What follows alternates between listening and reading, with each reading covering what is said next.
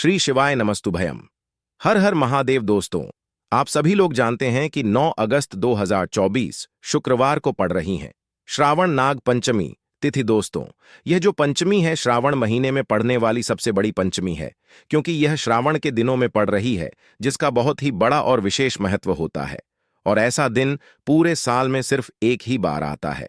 और दोस्तों, आप सभी लोग जानते हो कि नाग पंचमी का अगर सबसे बड़ा कोई उपाय है तो वो 108 चावल के दाने वाला उपाय है।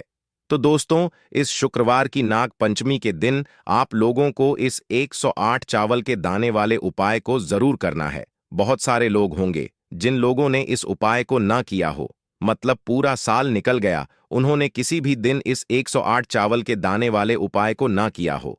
पर दोस्तों, आपके पास एक आखिरी मौका बचा हुआ है, जो 9 अगस्त के दिन। तो इस दिन आप लोगों को इस वाले उपाय को जरूर कर लेना है। भले ही आपने पूरे महीने भर इस उपाय को ना किया हो, पर अगर आपने इस श्रावण महीने की नाग पंचमी के दिन अगर इस वाले उपाय को कर लिया, तो आपको इस उपाय को करने का वह फल मिलेगा जिसकी आपने कभी कल्पना भी नहीं करी होगी। इसीलिए आप लोग इस वाले उपाय को एक बार जरूर कर लेना, ताकि आप लोगों के हाथ से यह मौका न जा सके और आपको इस उपाय को करने का फल मिल सके। दोस्तों, यह उपाय पंडित जी ने अपनी अभी की ही श्री शिव महापुराण की कथा में हम बताया है, जिस उपाय को आज हम आपको बहुत अच्छे से समझाने वाले हैं। इस वीडियो को देखने के बाद इस उपाय को समझने के लिए आपको कोई और वीडियो को देखने की जरूरत नहीं पड़ेगी। तो चलिए दोस्तों, उपाय को शुरू करते हैं। देखिए, यह इस श्रावण महीने की शुक्रवार नाग पंचमी के दिन यह इतना खास होता है, इतना महत्वपूर्ण होता है। देखा गया है कभी कभी बड़े बड़े पूजा पाठ अनुष्ठान से जो मनोकामना पूर्ण नहीं होते, वह श्रावण महीने के दिन एक छोटे से उपाय करने से ही आपकी मनोकामना पूर्ण हो जाती है। और बहुत सारे लोगों ने इस उपाय को किया भी है और उनको इस उपाय को करने का फल भी जरूर मिला है। अगर आप लोग भी इस उपाय को करना चाहते हैं, तो आप इस उपाय को पहले अच्छे से समझ लेना, सुन लेना, उसके बाद करना। आपको इस उपाय का फल जरूर मिलेगा। और इस उपाय को कर लेने से आपके घर में चाहे किसी भी प्रकार की दुख और समस्या क्यों ना चल रही हो, आपको उसका कारण भी नहीं पता है कि भाई यह समस्या किस कारण से चल रही है। उसका कुछ भी कारण हो सकता है, जैसे पितृदोष हो सकता है या किसी भी तरह का मंगल दोष भी हो सकता है। तो इस दिन आप लोगों को यह वाला उपाय कर लेना है। यह एक ऐसा उपाय है जिस उपाय को अगर किसी विशेष दिन पर किया जाए, तो भाई उस विशेष दिन का जो है वह तो हमें मिलता ही मिलता है, पर हमने उस दिन पर इस उपाय को किया है तो हमें उससे भी बड़ा फल मिलता है, और फल बहुत जल्दी मिलता है, क्योंकि आप इस उपाय को बहुत ही बड़े और विशेष दिन पर कर रहे हो। तो चलिए अब उपाय के बारे में बात करते हैं। लेकिन उससे पहले आप लोगों को यह जानना आवश्यक है कि आखिर यह उपाय किस समय करना है, किसको करना है और कैसे करना है। तो चलिए हम आगे आपको वीडियो में एक एक करके बता देते हैं। लेकिन उससे पहले अगर आप लोग हमारे चैनल पर पहली बार आए हैं या फिर मेरी आवाज पहली बार सुन रहे हैं, तो हमारे चैनल को सब्सक्राइब जरूर कर लेना और इस वीडियो को लाइक करके कमेंट बॉक्स में श्री शिवाय नमस्तुभ्यम ओम शिवाय जरूर टाइप कर देना। तो दोस्तों, इस 38 चावल के दाने वाले उपाय को हमें इस नागपंचमी के दिन कैसे करना है, किसको करना है, किस समय करना है और कहां पर करना है, ये सारे सवालों के जवाब आपको इस वीडियो में मिल जाएंगे। और जो ये वीडियो देखेगा भाई, उसको 108 चावल के दाने वाला उपाय जरूर करना चाहिए, क्योंकि इस दिन एक चावल के दाने का भी बहुत ही बड़ा और विशेष महत्व होता है। और जब बात आ जाए 108 चावल के दाने की, तो यह सोने पर सुहागा वाली बात हो जाती है और यह एक बहुत ही बड़ा उपाय हो जाता है इस नाग पंचमी का। तो अब दोस्तों, इस 3 चावल के दाने वाले उपाय को आखिर करना किसको है, सबसे पहले हम लोग वह बात जान लेते हैं। तो देखो, घर की जो बड़ी माताएं बहनें होती हैं, उन माताओं बहनों में से कोई भी एक बड़ी माता बहन इस वाले उपाय को कर सकती है। और दोस्तों, अगर आप चाहे तो अपने घर में से सभी सदस्यों को भी इस उपाय को करवा सकते हैं। अगर किसी व्यक्ति की खुद की कोई मनोकामना है, खुद की कोई दुख और परेशानी है जो कि वह अपने लिए ही करना चाहता है, इस वाले उपाय को तो वह खुद अपने लिए भी कर सकता है। बाकी अगर कोई घर में से ऐसा है जो कि अपने पूरे घर परिवार की सुख और शांति के लिए ये वाला उपाय करना चाहता है, तो भाई वह भी कर सकता है। उसमें भी कोई दिक्कत वाली बात नहीं है। कहने का मतलब ये है कि इस उपाय को हर एक सदस्य भी कर सकता है और पूरे घर परिवार के सदस्य के लिए घर की बड़ी माताओं बहनों में से कोई एक माता बहन भी कर सकती है। माताएं बहनें अगर घर में उपस्थित ना हो या वह यह वाला उपाय ना कर पा रही हो तो फिर घर का कोई बड़ा सदस्य भी इस 3 चावल के दाने वाले उपाय को कर सकता है, चाहे फिर वह पुरुष ही क्यों ना हो। उसमें कोई भी दिक्कत वाली बात नहीं है।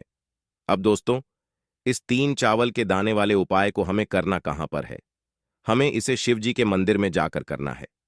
बहुत सारे लोग प्रश्न करते हैं, हर एक उपाय को करते समय क्या हम इस उपाय को घर पर कर सकते हैं? तो इस वाले उपाय को आप घर पर नहीं कर सकते हो। इस वाले उपाय को करने के लिए आपको शिव जी के मंदिर ही जाना पड़ेगा। उसके बाद में दोस्तों जो अगला प्रश्न निकल कर आता है वह यह आता है इस उपाय को लेकर कि आखिर इस उपाय को हमें किस समय करना है? सुबह के समय करना है कि शाम के समय करना है? तो देखो, इस वाले उपाय को आप लोग सुबह के समय भी कर सकते हो और शाम के समय प्रदोष काल में भी कर सकते हो। अब अगर आप पूछो कि भाई सबसे उत्तम समय कौन सा रहेगा इस 108 चावल के दाने वाले उपाय को करने का, तो हम आपसे बस यही कहेंगे कि इस उपाय को आप सुबह के समय करेंगे तो ज्यादा बेहतर होगा। बाकी अगर प्रदोष काल शाम के समय भी करेंगे तो भी अच्छा होगा, उसमें कोई भी दिक्कत वाली बात नहीं है। तो अब दोस्तों जो अगली सबसे बड़ी और महत्वपूर्ण बात आती है वो यह आती है कि सुबह अगर हम उपाय को करेंगे तो हमें कितने बजे से लेकर कितने बजे तक के बीच में करना है, और शाम के समय प्रदोष काल में करेंगे तो हमें कितने बजे से लेकर कितने बजे के बीच में करना है। तो देखो, सुबह जितनी जल्दी हो सके आप उपाय को करने की कोशिश करना। बाकी अगर किसी कारणवश लेट भी हो जाओ, थोड़ी देर भी हो जाए, तो 10 या 11 बजे तक भी आप उपाय कर लेना, पर 12 बजे से ज्यादा देरी ना हो। ठीक है, इस बात का ध्यान रखना। उसके बाद में दोस्तों, अगर शाम के समय प्रदोष काल की बात करें, प्रदोष काल का जो समय है होता है वह शाम के 6 बजे से शुरू हो जाता है। मतलब शाम के 6 बजे से लेकर 7 बजे के बीच का जो समय होता है यह समय प्रदोष काल का समय होता है। पर अभी जो मौसम चल रहा है इस मौसम में जो है शाम बहुत देरी से होती है, तो आप इस उपाय को 7 या 8 बजे के बीच में भी कर सकते हो। मतलब शाम के 6 बजे से रात 88 बजे के बीच में आप कभी भी इस वाले उपाय को कर सकते हो, उसमें कोई भी दिक्कत वाली बात नहीं है। अब दोस्तों, यहां पर इस उपाय को लेकर एक और सबसे बड़ी बात यह निकल कर आती है कि इस चावल के दानों को हमें लेना कहां से होता है, और हमें इस उपाय को करने के साथ में क्या और कुछ भी सामग्री ऐसी होती है जो शिव जी के मंदिर लेकर जानी पड़ती है। तो देखो, यहां पर हम आपको बता दें। सबसे पहले आप लोग ये जान लो कि यह जो 108 चावल के दाने वाला उपाय है, सिर्फ और सिर्फ आप उपाय की सामग्री लेकर कभी भी शिव जी के मंदिर मत जाना, क्योंकि हमें भगवान के सामने यह नहीं दर्शा है कि अगर हम भगवान शिव जी के मंदिर आए हैं तो अपने फायदे के लिए आए हैं। तो इसलिए जो भी पूजन सामग्री है, उपाय सामग्री है 108 चावल के दाने, इसके साथ में आपको पूजन सामग्री भी जरूर लेकर जाना है। देखो, अगर सुबह के समय उपाय कर रहे हो तो सीधी सी बात है, एक लोटा जल तो आप लेकर जाओगे ही जाओगे। वहीं एक लोटा जल अगर मिट्टी का जल हो तो बहुत अच्छा रहेगा। मिट्टी का जल कैसे बना जाता है इसके लिए हमने पहले से बहुत सारी वीडियोस बना दी है। आपके पास इस दिन एक आखिरी मौका रहेगा मिट्टी का जल शिव जी पर चढ़ने का और उपाय को करने का। बहुत बड़ा आपको इस दिन फल मिलेगा, तो इसीलिए इस दिन हो सके तो भाई मिट्टी का जल चढ़ाना, तो अपने साथ में कम से कम एक लोटा जल तो आपको लेकर जाना ही जाना है। अगर मिट्टी का जल नहीं है तो घर का जल भी आप इस्तेमाल कर सकते हो। इसके अलावा जो भी पूजन सामग्री है, देखो 108 चावल के दाने, यह अलग आपके रहेंगे और जो आपकी पूजन सामग्री रहेगी वह अलग रहेगी। पूजन सामग्री में आप जो भी चीज लेकर जाना चाहे वो लेकर जा सकते हैं। एक बेलपत्र भी लेकर जा सकते हैं, उसमें कोई भी दिक्कत वाली बात नहीं है। वहीं अगर हम बात करें शाम के समय की, तो शाम के समय शिवजी पर जल नहीं चढ़ता है, इसीलिए शाम के समय आप लोग एक दीपक तैयार कर लें जो कि गोलबी का आटे का शुद्ध देसी गाय का घी का होगा। है ना, इस बात का आप लोगों को ध्यान रखना है। और इस दीपक को आपको घर से जलाकर नहीं लेकर जाना है, भगवान शिव जी के मंदिर में जाकर ही जलाना है। इस बात का भी आप लोगों को ध्यान रखना है। अब दोस्तों, यहां पर हमें इस बात को समझना है कि यह 108 चावल के दाने हमें लेना कहां से है, क्या हमें दुकान से लेकर आना है या हमें अपने घर से लेना है या कहाँ से लेकर आना है और कौन से चावल लेना है, क्योंकि चावल भी बहुत प्रकार के होते हैं। तो देखो, इन सभी सवालों के जवाब आप लोग एक बात में सुन लो कि भाई ये जो उपाय है, इस उपाय में आपको ये नहीं देखना है कि भाई कौन से चावल है कौन से चावल नहीं है। बस जो भी चावल ले रहे हो वह चावल का दाना सबूत होना चाहिए, मतलब साबुत होना चाहिए, टूटा हुआ नहीं होना चाहिए, कटा पिटा नहीं होना चाहिए। यह बात आपको ध्यान रखना है। बाकी आपका चावल बासमती हो या सादा चावल हो या कोई सा भी चावल हो, उसमें कोई भी दिक्कत वाली बात नहीं है। तो सीधी सी बात है कि आपके के घर के रसोई घर में जहां पर आप भोजन बनाते हो, वहां पर जो भी चावल आपके उपस्थित हो, उन चावलों में से अपनी एक कटोरी भर लेना या एक मुट्ठी चावल अलग से निकाल कर रख लेना, क्योंकि हम 108 चावल ही यहां पर इस उपाय में लेने वाले हैं। तो हमें यह चावल के दाने गिन कर निकालने पर ढेंगे। इस बात का आप लोगों को ध्यान रखना है। तो अपने उस चावल की कटोरी में से या चावल में से 108 ऐसे चावल के दाने आप लोग निकाल लो जो कि टूटे हुए ना हो, कटे पिटे ना हो, जिनमें कोई दाग ना लगा हुआ हो, है ना, अच्छे साबुत चावल के दाने। 108 दाने आप लोग निकाल कर रख लो और इन्हें किसी भी एक कागज की पड़िया में या किसी एक छोटी सी कटोरी में आप लोग रख लो, ताकि यह सुरक्षित रहे। आपके एक भी चावल का दाना इधर उधर ना हो और आपका उपाय भी पूरा अच्छे से हो जाए। तो भाई, जैसे ही आपका उपाय की जो सामग्री है 108 चावल के दाने, यह तैयार हो जाते हैं, उसके बाद मैं आपको जो भी अपने पूजन सामग्री है सुबह के समय कर रहे हो, तो एक लोटा जल और एक बेलपत्र या पूजन सामग्री जो लेकर जाना चाहो उसकी भी तैयारी कर लेना। और शाम के समय जा रहे हो तो भाई अपना जो दीपक है उसे तैयार कर लेना, ठीक है। और उपाय को करते समय शुद्धता का विशेष रूप से ध्यान रखना, ठीक है।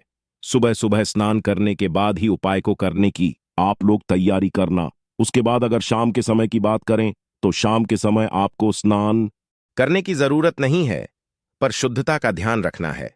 आपको स्नान तो नहीं करेंगे, आप हाथ मुंह धोकर भी इस वाले उपाय को शाम के समय प्रदोष काल में कर सकते हैं। इसमें कोई दिक्कत वाली बात नहीं है। तो आप अपने उपाय की पूरी सामग्री तैयार करके आपके पास ही में जो आपका शिव मंदिर हो वहां पर पहुंच जाइए। सबसे पहले शिव मंदिर में जाकर आप लोगों को उपाय नहीं करना है, पहले भगवान के दर्शन करना है, भगवान से आशीर्वाद प्राप्त करना है, फिर शिव जी की शिवलिंग के पास में आना है। शिवलिंग के पास में आने के बाद आप जो पूजन सामग्री लेकर आए हुए हैं, जैसे कि सुबह गए हुए होंगे तो एक लोटा जल और जो भी पूजन सामग्री लेकर आए हैं आप उनसे भगवान शिव जी की पूजन कीजिए। सबसे पहले तो एक लोटा जल ही चढ़ेगा, फिर आपको एक बेलपत्र श्री शिवाय नमस्तुभयम का जाप करते हुए शिवलिंग पर चढ़ा देना है।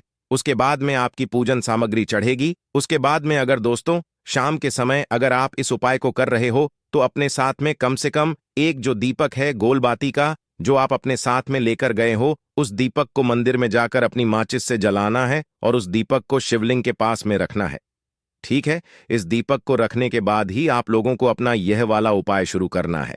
और दीपक को ज्यादा पास में मत रखना, वैसे भी गर्मी पड़ रही है, भगवान शिव जी को आंच नहीं लगनी चाहिए, है ना। तो भाई, जैसे ही आपकी पूजा अर्चना हो जाती है, आप भगवान शिव जी को प्रसन्न कर लेते हैं, उसके बाद में शिवलिंग के पास ही में आप कहीं पर बैठ जाइए। सामने या आसपास जिस जगह पर आपको बैठना हो वहां पर बैठ जाइए और अपने वह 108 चावल के दाने अपने सामने निकाल कर रख लीजिए, क्योंकि अब यहां पर उपाय को यहां पर करने की आपको तैयारी करना है। और इस तरीके से जब आप उपाय करेंगे, पूजन सामग्री करने के बाद, पूजन अर्चना करने के बाद, तो आपको उपाय का फल बहुत जल्दी और बहुत बड़ा होकर मिलेगा। तो अपने 108 चावल के दाने अपने सामने निकाल कर रख लेना। और यह जो उपाय है यह आपकी सीधे हाथ की हथेली से होगा, इसलिए इस बात का भी विशेष रूप से ध्यान रखना है। तो सीधे हाथ की हथेली का प्रयोग करके ही आप लोग अपना इस वाले उपाय को करना। अपने सामने जो भी आपकी कागज की पुड्डियां हैं उसको खोल कर रख लो, या कटोरी है तो भाई उसे अपने सामने रख लो और अपने वह 108 चावल के दाने निकाल लो, ठीक है। उसके बाद में दोस्तों अब आपको क्या करना है कि शिवलिंग आपके सामने होगी, तो आपने वह 3 चावल के दाने एक एक करके जहां पर आपने बेलपत्र चढ़ाया है, आपको शिव जी के शिवलिंग के ऊपर चढ़ाना है। कहां पर चढ़ाना है? शिवलिंग के ऊपर चढ़ाना है और कहीं पर भी नहीं चढ़ाना है। आपको अपने हथेली से तो शिवलिंग के ऊपर चढ़ाना है। भले ही फिर वह अपने आप जलाधारी पर गिर जाए या मतलब वहीं पर गिर जाए, उसमें कोई दिक्कत वाली बात नहीं है। पर आप चढ़ाओ शिवलिंग के ऊपर ही, तो आपको क्या करना है? अपना पहला चावल का दाना उठाना है, श्री शिवाय नमस्तुभ्यम बोलना है और शिवलिंग पर चर देना है। इसी तरीके से दूसरा चावल का दाना उठा है, शिवलिंग पर चढ़ाना है और मंत्र बोल देना है। और फिर तीसरा चावल का दाना उठाना है, श्री शिवाय नमस्तुभ्यम बोलना है और चर देना है। इसी प्रकार से आपको पूरे 108 चावल के दाने एक एक करके शिव जी के शिवलिंग के ऊपर चढ़ाना है और भगवान से प्रार्थना करते जाना है। मतलब प्रार्थना तो आपको आखिरी में करना है, पर हर एक चावल के दाने को चढ़ाते समय श्री शिवाय नमस्तुभयम जरूर बोलना है। उसके बाद ही में यह चावल का दाना शिवलिंग के ऊपर आपको चढ़ाना है। जैसे ही आपके 108 चावल के दाने शिवलिंग के ऊपर चाँच जाते हैं, तो भाई उसके बाद में आपको क्या करना है? भगवान से अपनी मनोकामना बोलना है। मनोकामना भी कब बोलना है? जब आपका 108 चावल का दाना आपके सीधे हाथ की हथेली में हो और आप उसे चढ़ने के लिए जा रहे हो। श्री शिवाय नमस्तुभ्यम बोलकर उस आखिरी चावल के दाने को शिवलिंग के ऊपर चढ़ा देना और भगवान से फिर अपनी वह मनोकामना बोल देना। जिस मनोकामना के लिए आप लोग अपना यह वाला उपाय कर रहे हो, जिस भी दुख और परेशानी के लिए आप लोग अपना यह वाला उपाय कर रहे हो, उसके बाद में जैसे ही आप अपनी मनोकामना बोल देते हो, आपका यह वाला उपाय पूरा हो जाता है। पर दोस्तों, उपाय को करने के बाद आप लोगों को 2 मिनट भगवान शिव जी के मंत्र का जाप जरूर करना है और मंत्र का जाप करने के बाद भगवान से एक और बार प्रार्थना करना है अपनी मनोकामना के लिए या अपनी जो भी दुख और परेशानी है उसके लिए। इसके बाद में आप लोग भगवान को देखकर, भगवान से प्रार्थना करके, उनसे आशीर्वाद लेकर वहां से उठ सकते हैं और अपने घर पर